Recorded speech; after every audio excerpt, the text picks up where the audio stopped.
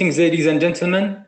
My name is Mohammed Al-Dhuhuri, and I'm a researcher at the Emirates Center for Strategic Studies and Research. On behalf of the center, we would like to welcome you all in this virtual dialogue session titled Navigating Multipolarity, Managing Strategic Complexity. I would like to note that the Arabic translation is available for non-English speakers. And if you have any questions throughout the session, kindly share it with us in the chat box, and we will take it at the final segment of this dialogue. Today, we are gathering with a significant moment when the global order is undergoing its most profound shift in generations. Are we stepping out of the clear-cut paradigm of the past? Are we going into a new era defined by multipolarity, a landscape where power is diffused, alliances are fluid, and strategic complexity is no more an exception, but a new baseline of international relations? Or we are still in a unipolar system with the United States with respect to its magnificent capabilities and influence around the world. To navigate this terrain, I guess we must move beyond the old blueprints to underline and understand the new international developments and engagements. Perhaps there is no one better than our guest who can guide us to explain and illustrate what's going on in the international arena. So, ladies and gentlemen, I'm truly delighted to welcome our distinguished guest, His Excellency Vuk Jeremić, sorry, if I pronounce it rightly in Serbian. So he's the former Minister of Foreign Affairs of Serbia, Professor of Practice at the Paris School of International Affairs at Sciences Po, and the 67th President of the United Nations General Assembly.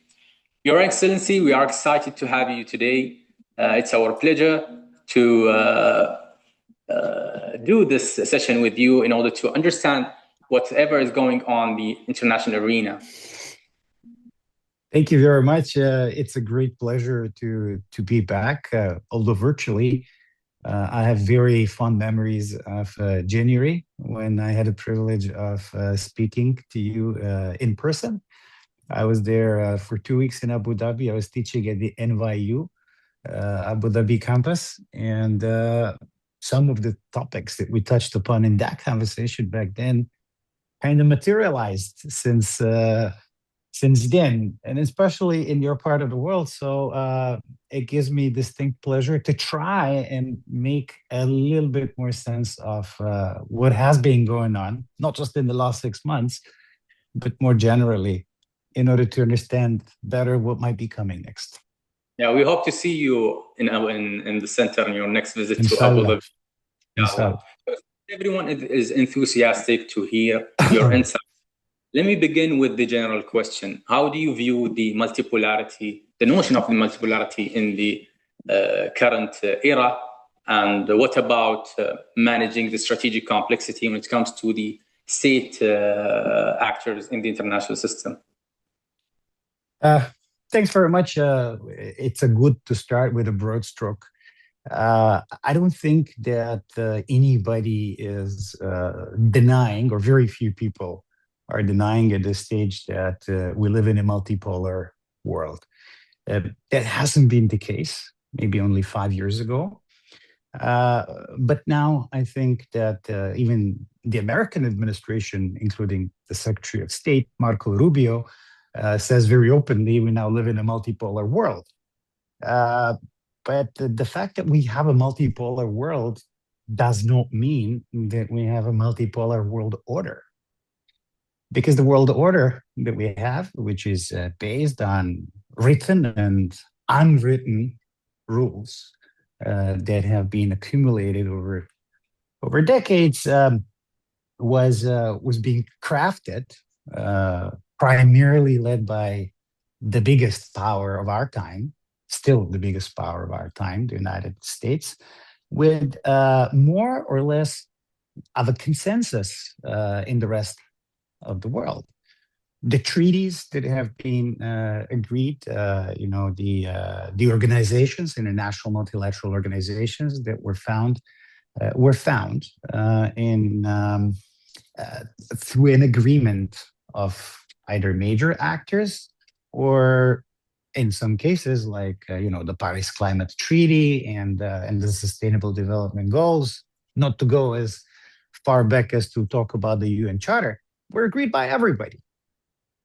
But this is not the first time in history, including recent history, that practical developments in the world bring about evolution or evolving of the global situation in a way that it changes the distribution of power in the world.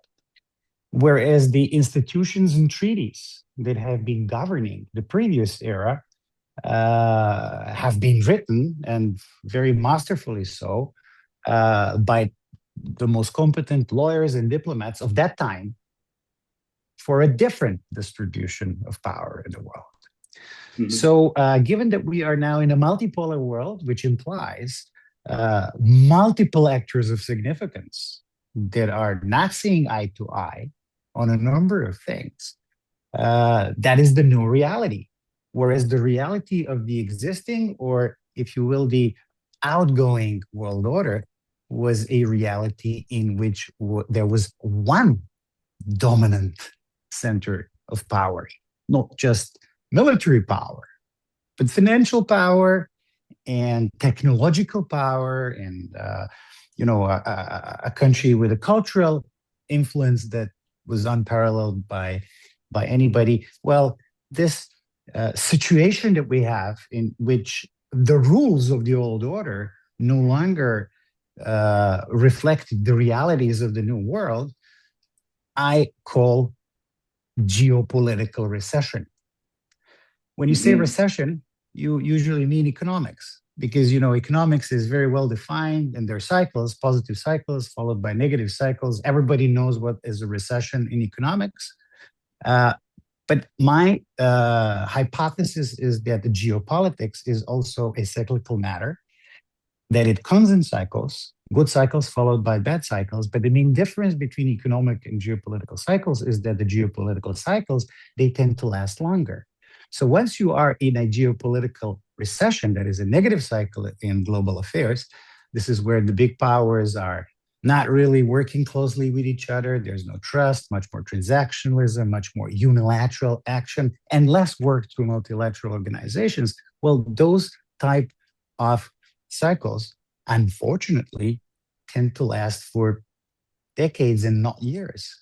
And this is what we currently have, the transition from a unipolar world into a multipolar world at a time where the new institutions or the new rules of the emerging world order are not yet with us.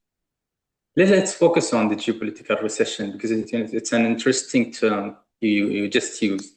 And I want you to correlate it when it comes to the emerging powers in the international system, and how do they affect the global influence, if you may say.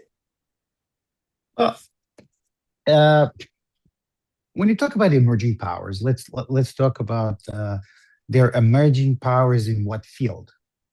Because in the unipolar era, led by the American hegemony, if you will, you had America leading in just about each and every field, each and every segment. I'll focus on the three most important ones. Number one is military/security. In the unipolar world, you had only America that had the conventional military power that could be projected at any point, at any part of the world, and perhaps more than one concurrently, if necessary. Nobody else had this capacity, and nobody else, according to the rules of the old order, could use it without acquiescence or support by the international organizations led by the United States and the United Nations in particular, where you had a security, you still have, but There's a Security Council, and there's a UN Charter that says that the use of force can be only mandated by the United Nations Security Council. America was the only exception. America was the only country that could use the military power, even in the absence of Security Council support. And you can think of wars in Yugoslavia or Iraq, Second War, or Libya, and so on and so forth. The second field was technology. It was basically America in the aftermath of the collapse of the Soviet Union that led the internet revolution, the digitalization, and the connecting, the electronic connecting of the world, ruling the cyber waves, if you will, complete control over the emerging technology, and the only place in the world where the R&D in the new technologies could have been conducted so that this technological gap, technological advancement is kept and preserved. And the third one, if you will, area of American monopoly, significant global monopoly, was financial, through the usage of the US dollar. It was dollar and dollar alone that could have been used as a world reserve currency or world trade, and so on and so forth. Now, you have emerging actors, emerging powers, as you said, and they started challenging American dominance in those three fields. And I'll start with the most obvious, which is the technology. Right now, you can't really talk about American monopoly in the field of technology. There's at least one country that is on par, and perhaps in certain areas ahead of America, in certain areas still lagging, but not much. America, and that is China. So you have at least one significant competitor when it comes to technology. But there are others as well, but China is the most obvious competitor. Okay. What about people who argue that, well, the US has the largest GDP, and it has a lot of military bases around the world, and in terms of technology, which you just mentioned, it is competing and fighting other countries in order to be the lead, to sustain its position as the leader in this field? Well, I'll come to the security bases and generally the military in a second. But since you raised about this question, just to clarify it a little bit about the technology, there are a number of crucial technologies, crucial in terms of their scope and potential to bring about growth and transformation, in which there are alternative centers of excellence and research to America, and especially when it comes to sustainable technologies to do with the green transition, green energy transition, talking about electric vehicles, batteries, solars, and so on and so forth. There, China is arguably even ahead of America. And then when it comes to artificial intelligence, which is the talk of the day, the talk of the year, the talk of this decade probably, whilst frontier models, the most powerful models, remain American models, there are very, very interesting and meaningful developments in the AI R&D and more importantly, application in industries which are emanating out of China. So we are talking about at least a bipolar, if not more than a bipolar picture in the world, in which American pole might still be the strongest. I personally believe it is the strongest, but there are emerging competitors. When it comes to military, I think this is probably the most interesting discussion, and especially given that your region has gone through a lot of locomotion recently, it still is going through a lot of challenges. The assumption was that such was the mind of American military. I'm talking about a conventional military, because there are nuclear powers, nobody tried since Hiroshima and Nagasaki to use a nuclear bomb, and I hope we stay there. It's not guaranteed, but let's hope we stay there.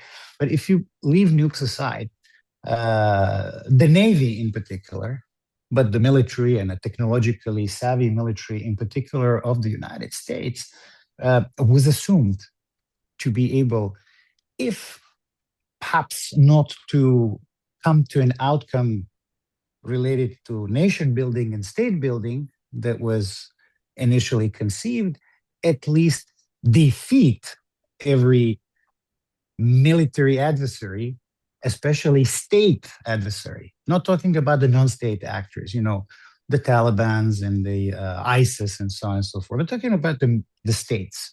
I mean, American military was supposed to be able to win each and every war. Maybe at a high cost, maybe with a high destruction, maybe not exactly with the political outcome that you had hoped for, but to bring about military defeat with all these bases that you mentioned and Navy and so on and so forth. Well, I think that the jury is still out, if you will, when it comes to this latest war in the Gulf that has not come to a full end, obviously. We'll come to that. And the impression from the outside is that America continues to struggle to bring about the outcome of the conflict that it was hoping to achieve at the beginning of this military operation. And there are other actors in the world who are more or less successfully using their military might unilaterally. For instance, Russia in Ukraine. And one can argue that whilst this war in Ukraine is not necessarily going according to Russia's initial plans, they dared doing it, and thereby challenging the American monopoly. It was only America that was supposed to be using military force as they saw fit. Well, one other country dared doing it, thereby challenging the monopoly, and with more or less success, continues to do that. The last thing that I'm going to say in the answer to this particular question is that this third American monopoly that made America a unipolar force back at the end of the Cold War is still with us in a very powerful way, and this is the preeminence of the US dollar and in the global trade and as a global currency reserve. Although we do see nascent attempts at trying to come up with some kind of a parallel or rival, or if you will, alternative way of dealing financially with global transactions, but that is still very far away from being from becoming a reality. But what about the middle powers? Like, suppose we are in a multipolar system. What strategic challenges do they face? How do they secure their interests? Do they need to bandwagon with the poles like before, or what? I think that when you are in a geopolitical recession like we are right now, and when the rules of the road, quote unquote, no longer reflect the realities of the road traffic. In other words, when the international organizations, which were, the primary choice for engagement for small and medium countries to engage multilaterally and through cooperation, to multilateral cooperation, achieve their goals. Well, when these organizations no longer seem fit for purpose, and the realities of the world are different, there are actually four things I think you can do, which is the answer to your question. I think it applies not only to middle powers, but also to small countries. Number one is engage as much as you can in the attempts to reform the existing international organizations. Start with the UN. Everybody's a member of the United Nations. It's the organizations with universal legitimacy and universal membership. No other organizations can hold that. It's obviously not working well, but I think it is not the time to abandon these organizations. I think one should work diligently by engaging with others to try and improve and reform these organizations. It's a very slow process, even at the best of times, let alone in a geopolitical recession. But you don't give it up. That's number one thing you can do. Number two thing you can do is build new organizations that are not necessarily global, that are sub-global, that could be regional. Create group of like-minded countries.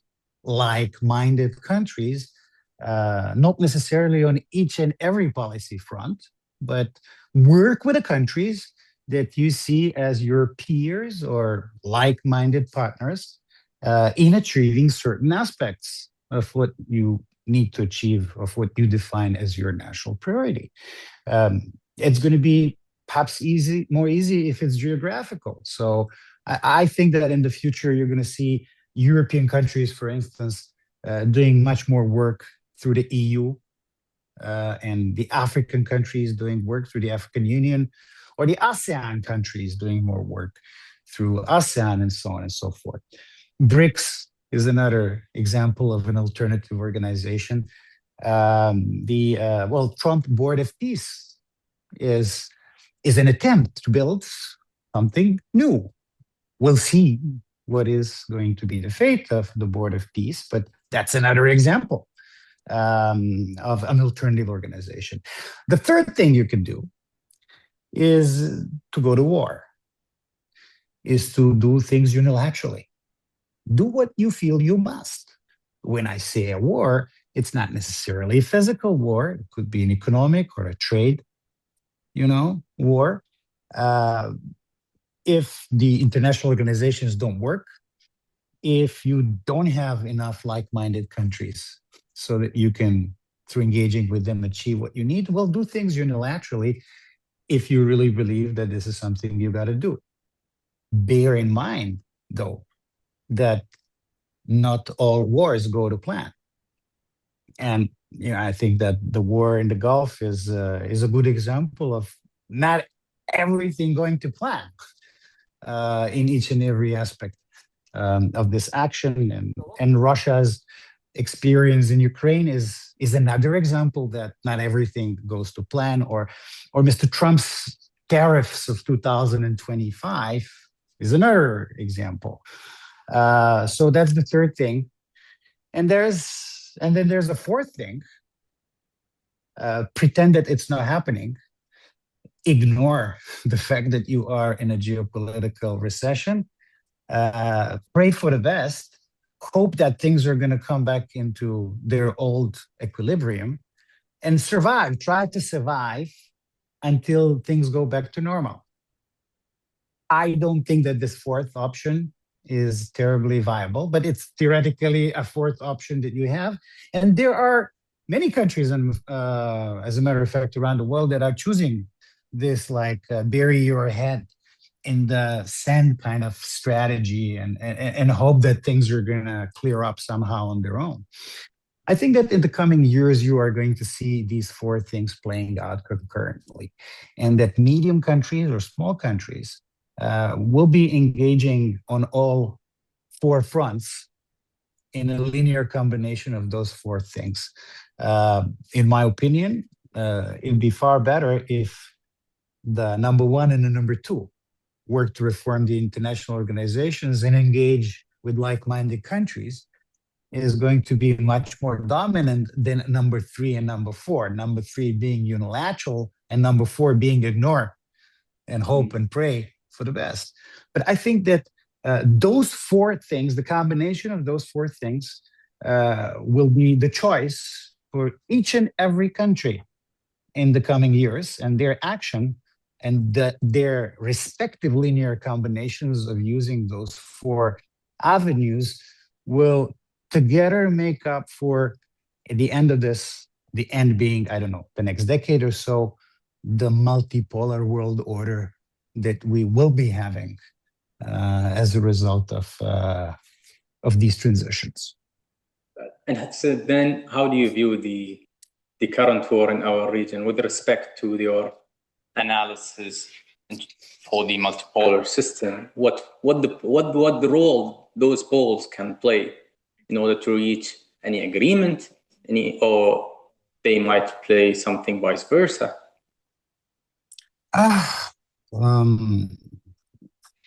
I'll be very honest with you, like I was back in January when we were talking in the physical audience at the center. I don't think that unilateral action is such a great idea, even for the most powerful actors. I think Russia learned it the hard way in Ukraine. I am not sure in reality if the US government could turn back time, turn back the clock, at the end of February of this year. I'm not sure if in honesty they'd choose to do things exactly the way they have done them. They would probably change certain things. I believe that significant, I would say, hit was suffered by the US as a result of this war on two fronts. Number one was the credibility of America as your interlocutor and negotiator.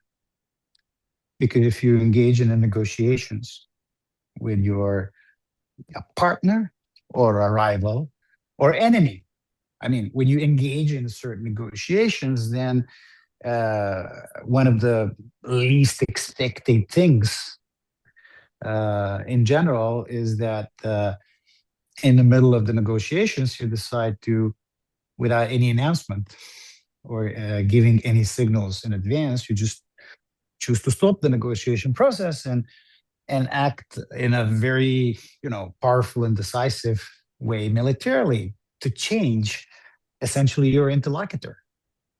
So I think that in the coming years, there'll be much more skepticism throughout the world when it comes to engaging with America in terms of negotiating, I don't know, a trade issue or a security issue or any other issue. So I think that in that sense, they suffered a blow.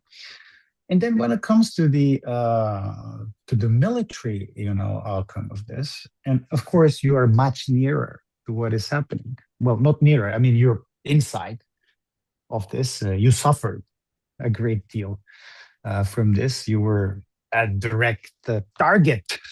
I mean, your country was being attacked, as a matter of fact, and therefore, I'm sure you're following the situation far more closely and analyzing what is happening on the other side of the Gulf very, very closely. I think that there was a regime change in Iran, and perhaps this is something that is on the surface when you say it's somewhat controversial. But I think that the regime change was not exactly the regime change that was hoped by the United States. And if you had in the past a difficult theocratic Islamic republic, theocracy, as a matter of fact, and theocracies are notoriously difficult to work with and to negotiate with because they're not fully rational in their acts.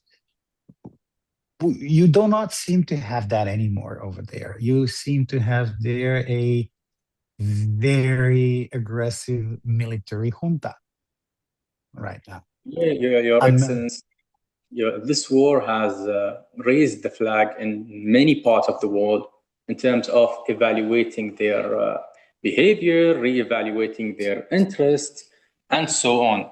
So how can countries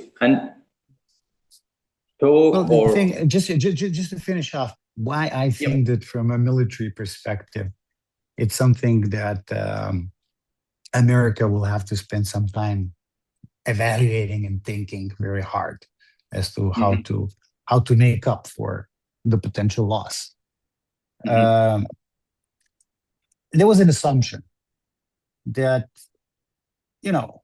even, if there is a military adventure that does not go very well, America had examples of such action in Vietnam, Afghanistan, right? I mean, some actions did not go too well. But there was always an assumption that when it comes to maritime chokeholds, when it comes to freedom of navigation, there is one mighty navy compared to none that can always make sure that, at the very least, the freedom of navigation is there. And we know that the freedom of navigation is still very much of an issue in Hormuz. And I think that actors in other parts of the world who are looking at their own straits, at their own naval choke points. فهذه المضايق البحرية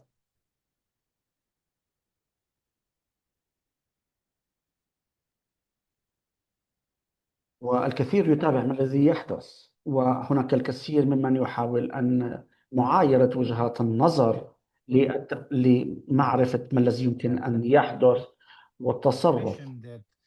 The US Navy البحرية cannot achieve exactly each and every outcome when it comes to the freedom of navigation that they had hoped to achieve. Well, lots of things are changing, and definitely there will be some shifts in the paradigm when it comes to the international order after whatever is going on in our region. But let me focus on the notion of strategic autonomy. We heard this notion a lot in different parts of the world, in Europe, in the Middle East, in some Asian countries. So how countries can maintain their strategic autonomy while balancing their relationships with the competing powers? It is going to depend. In order to answer this question in the most, I would say, effective way, I'd like to take one step back and to say, if there is going to be a multipolar world, there is going to be a multipolar world. What kind of multipolarity, what kind of a multipolar world we are going to be ending in? Because there are different types of multipolarity. I mean, multipolarity is not something new. You actually did have multipolarity throughout history. So, but there were different types of multipolarity. And I think that our multipolar world is going to fall into one of the three broad categories. The first type of multipolarity, the first category of multipolarity is competitive or conflictual multipolarity. This is the world in which the poles, the centers of gravity or power, are essentially adversarial to each other. They see each other as competitors at best and enemies at worst. There is not much talk or goodwill negotiation between them. There is a race for influence throughout the world. It's a difficult situation in which technological ecosystems diverge away from each other and eventually become incompatible with each other. This is when proxy wars happen throughout the world, in which local conflicts turn into proxy conflicts between the various poles. It's a very unstable world. It's a world in which geopolitical recession is not only long-lasting, it is also that there is a constant danger of the geopolitical recession turning into geopolitical depression, that meaning actually a world war, a direct conflict between those poles. That's the first scenario. The second scenario is managed multipolarity. Managed or regulated, if you will, multipolarity is where the poles, they acknowledge each other's existence. They acknowledge each other's legitimacy. They negotiate between each other about influence in various parts of the world. They negotiate how to have their technologies remain interoperable. They negotiate trade, not necessarily in each and every field, but there is some kind of structured cooperation in which the poles are not really friends, but they're not really enemies either. Mhm. And the Cold War, where you have two, so bipolar world, is an example of this managed multipolarity in which you have two poles, but it was managed. You had Soviet Union and the United States. They both sat on the Security Council.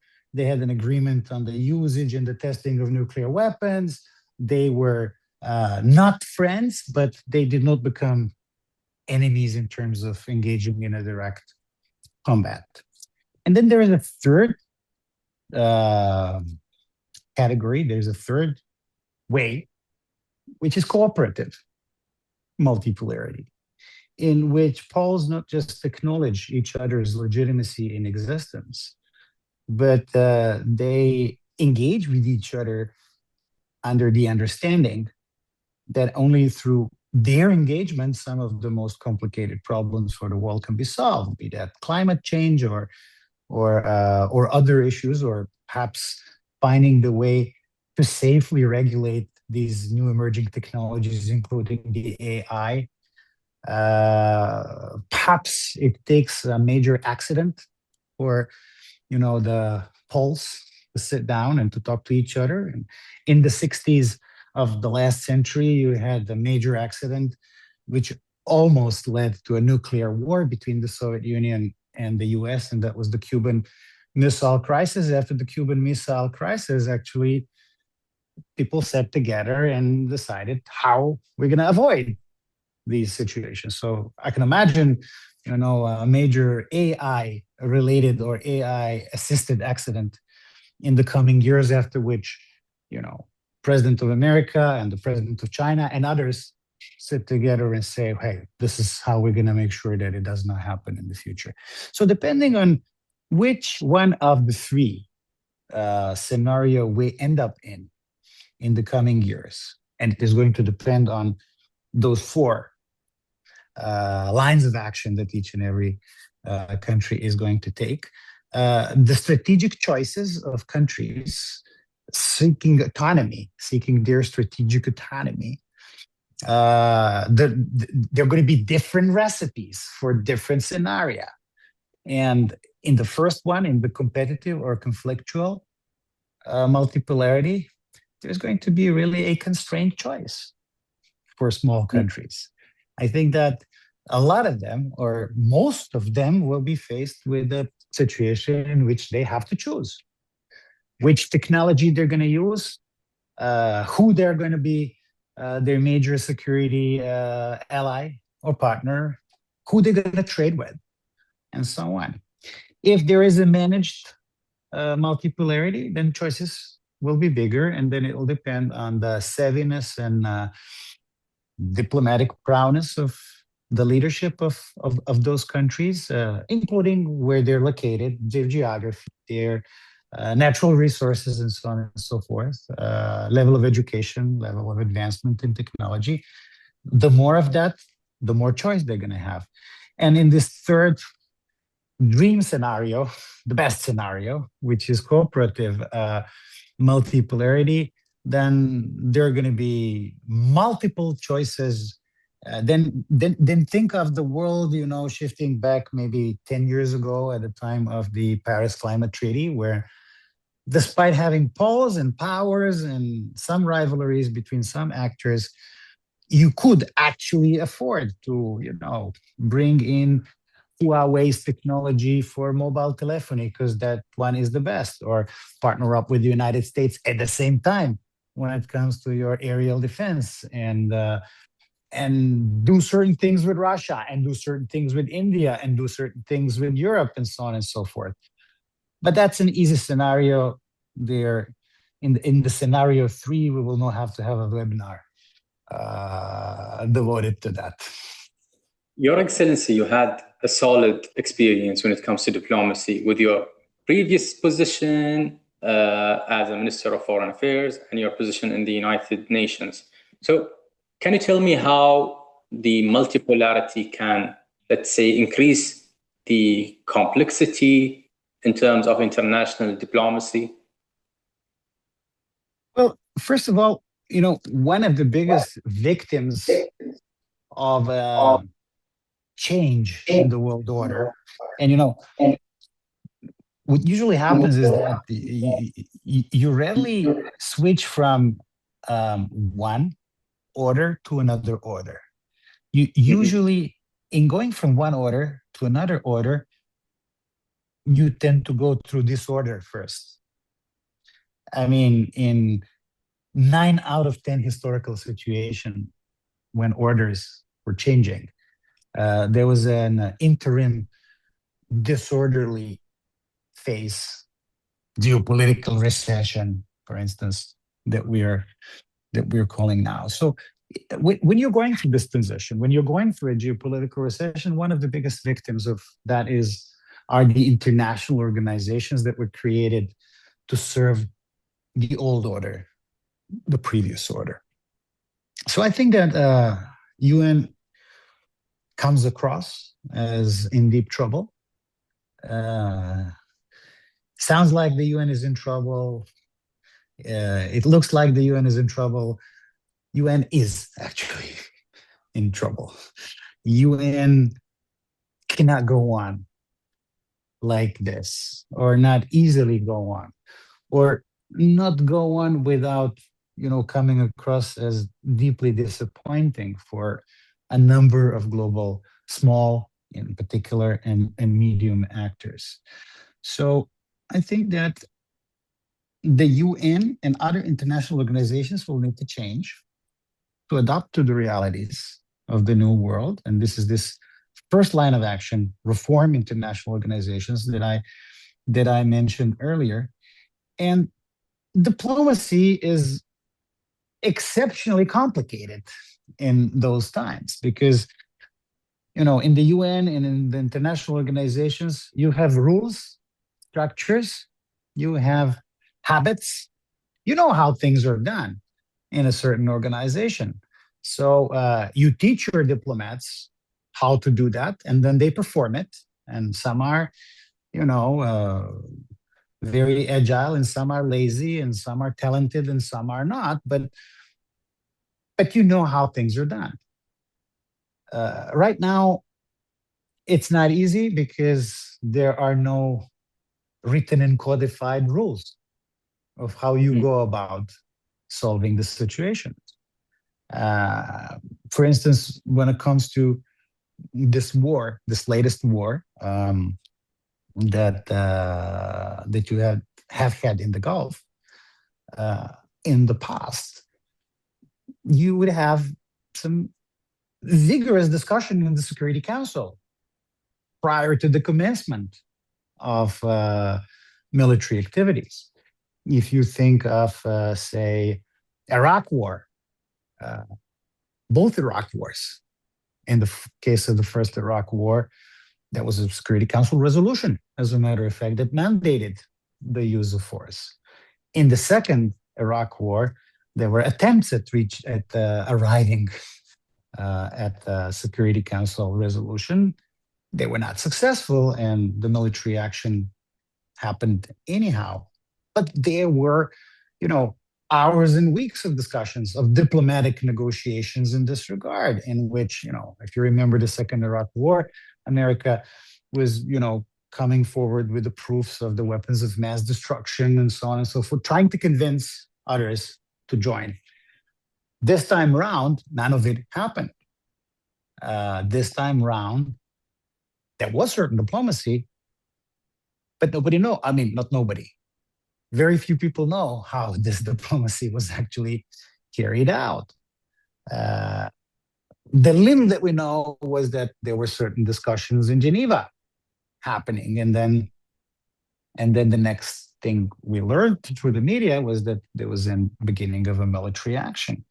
So I think that diplomacy becomes exceptionally convoluted, even less transparent than usual. And diplomacy is usually not the most transparent, sport that you can think of. So less transparent, more convoluted, more complicated, and involving many, many more actors, especially if you are geographically or politically, constrained or pushed to be in the middle of an action. Like, for instance, Gulf countries are. They're there. I mean, it wasn't your choice, but you are there. So you gotta see what you're gonna do under the circumstances, and who you're gonna talk to, and what choices are you gonna make, and what alliances you're gonna make. So it's a much more complicated thing. Yeah. So let me focus a little bit on the economic part when it comes to the multipolar system. How can the economic interdependence influence the strategic decision-making in a multipolar world? We are a globalized world. Well, after the end of the Cold War, there's a prevalent philosophy that it's the end of history, famously declared by Francis Fukuyama, the Stanford philosopher, who said that, okay, now liberal democracy and capitalism have decisively won, and sooner or later the whole world is going to be democratic and capitalist, and this was going to be the end of history. And the way we're going to achieve it is to globalize, is to make globalization a reality. And then this superior type of governance, which is the liberal democracy, is going to start ruling the whole world. And the more globalization, therefore, the more interdependence, because interdependence is one of the consequences of globalization. The more of it, the better. And then this proved to be not so straightforward. The globalization and the economic interdependence, and especially, shifting industrial production from, rich industrial democracies of the West to other parts of the world, created serious political vulnerabilities in those Western countries, giving rise to populist movements and some very, I would say, harsh political decisions like Brexit and so on and so forth. So that proved to, come with a caveat. Then the supply chain vulnerabilities that we are witnessing, for instance, in particular, as if your economy is truly interdependent and globalized, then you become very vulnerable to developments which you can't really control, can't really do much.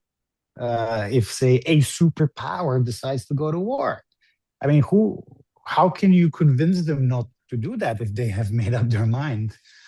And your economy is going to suffer as a result of it. So I think that we are not coming to a point where there's going to be reversal or like deglobalization, going back to the basics, because that's neither optimal nor realistic. But I think that we are going to be living in a less of a fully globalized world than what we had, say, in the early years of this century, or maybe the second decade of this century. I think that we are going to preserve certain dependencies, but there are going to be certain also compartmentalization or regionalization or alliesization of certain productions and facilities. And for those of us who are geographically located in between, I mean, I come from Serbia.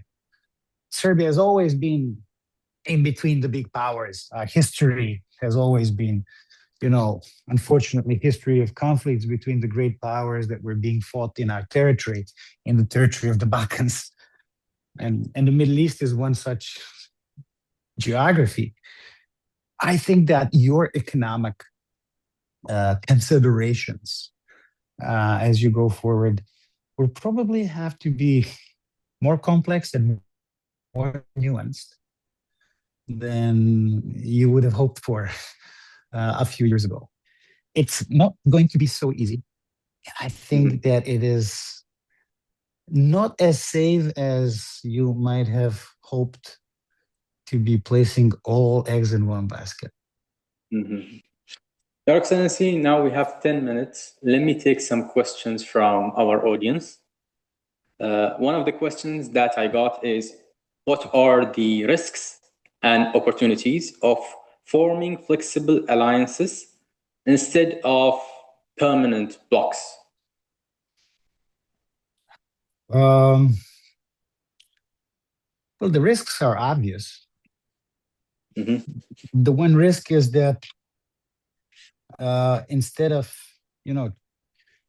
trying to sit on many chairs, trying to have one group of countries that you work with on this issue, and you're working with another group of countries on another issue, you risk losing trust of everybody at the same time, right?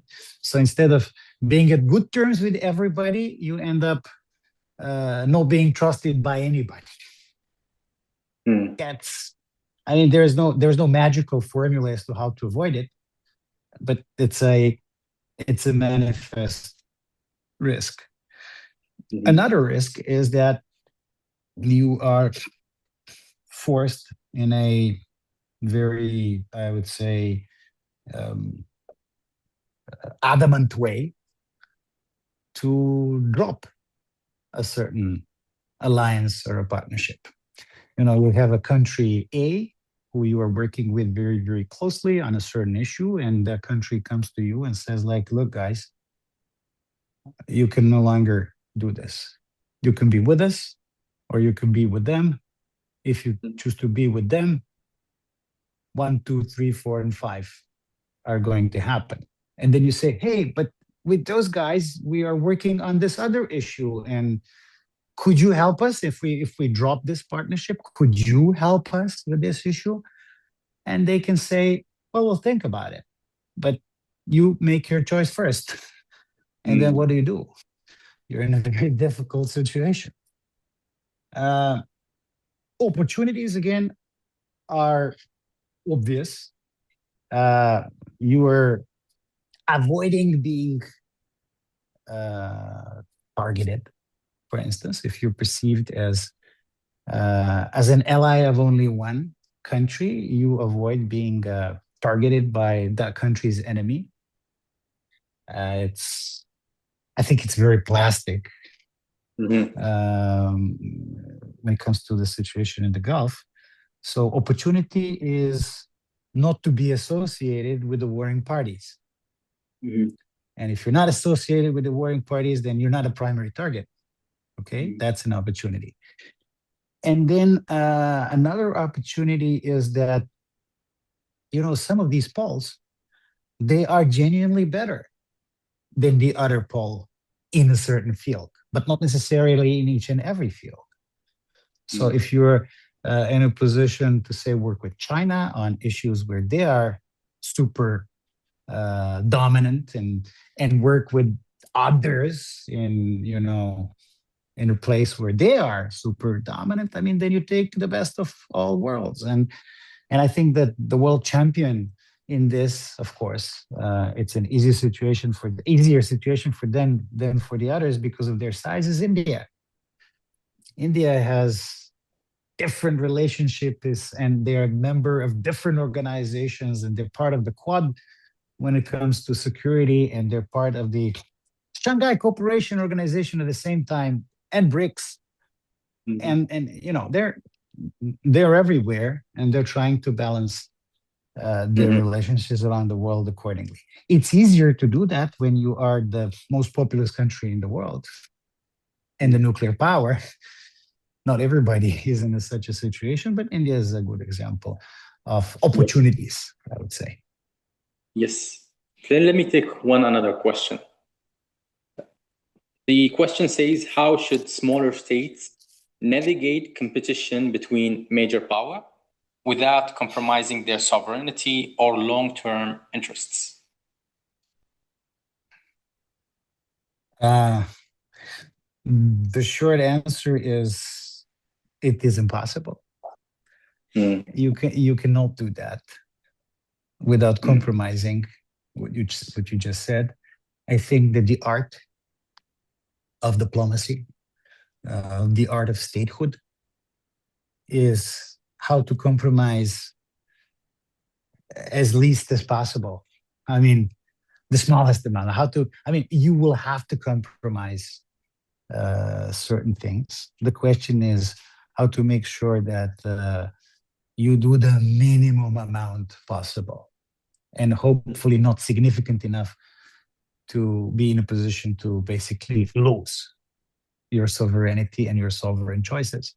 I give to people often an example of my own country, Serbia. We're a country that is in a very complicated region, the Balkans. We're a country that has complicated history, both recent and long-term history. Very special relations with Russia for centuries, essentially. We are a European country that aspires to join the European Union.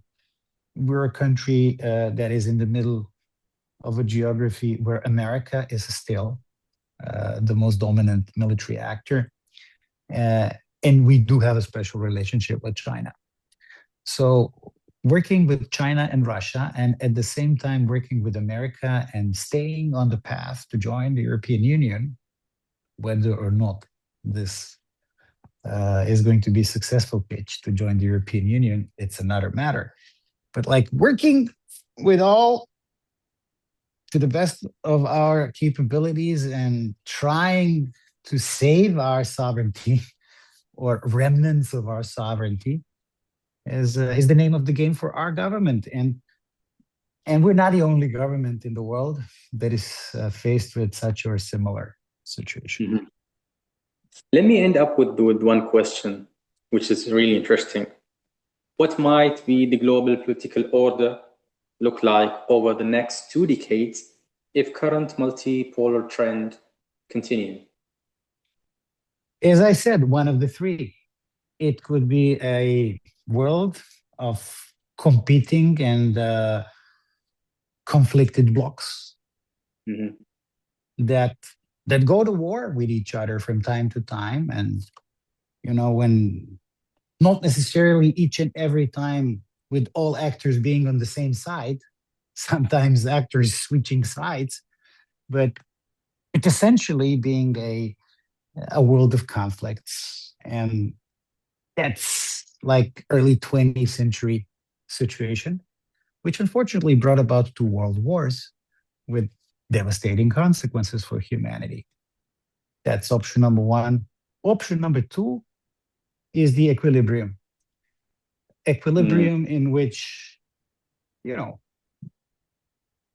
big powers balance each other out, and they embrace the idea that, having peace and stability is better than having this unconstrained race in which you can easily slip into a conflict. That is in my opinion, the most probable situation where we end. And then this third thing is cooperative multipolarity, in which we go back to, working closely together for the sake of greater good. If you ask me for realistic probabilities, I'd say that 40% I give to the conflictual one, 50% I give to the managed multipolar order, and 10%, unfortunately, only I give to the cooperative, harmonious situation, which I would vote for with both hands. The last thing that I'm going to say in this regard, my think tank is publishing a quarterly journal of foreign affairs.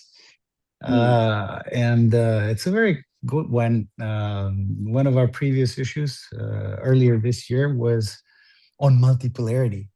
And we have phenomenal authors, starting with His Highness Sheikh Abdallah wrote a piece for us on multipolar, for the multipolar issue. And the title of that issue was The Many Body Problem. For those who are familiar with the three-body problem, either a book or a series, know that three bodies are notoriously difficult to hold in balance. Well, the more than three, the many-body problem is even more of a complicated problem, both in physics and in geopolitics. But I think that we have no choice, if we want to preserve world peace, to work with the many-body problem and to make sure that by continuous iterations of rebalancing, we make sure that the system does not fall into destruction, but that stability is maintained. And the role of small actors or medium actors, and I think that your country falls into this category, and there are others who fall into this category, who are not big powers, but are very influential around the world. They have friendships, avenues of cooperation, and their calls are picked up, and there are a lot of smart people, thinking about how to solve certain things. That the role of the small countries and the medium countries are to enhance and to nudge the big powers into ending up in a cooperative, managed, multipolar framework rather than the conflictual one. To be honest, I have more questions, but unfortunately we ran out of time. Your Excellency, thank you so much for this insightful session. It was truly my privilege to moderate it. Your time and your generosity to share your thoughts is highly appreciated. We look forward to have you here at the center and in Abu Dhabi to explore more about the update. Are you having your conference in September? What you were planning? You were planning on having it in September. Forum in September, and we invite you, and we invite our audience as well to participate with us. And, thank you so much. You're most welcome. And I would like also to extend our thanks to our audience who were with us in this session, and we look forward to have you in our actual and virtual events in the future. Thank you so much. Thank you. All the best. Bye for now.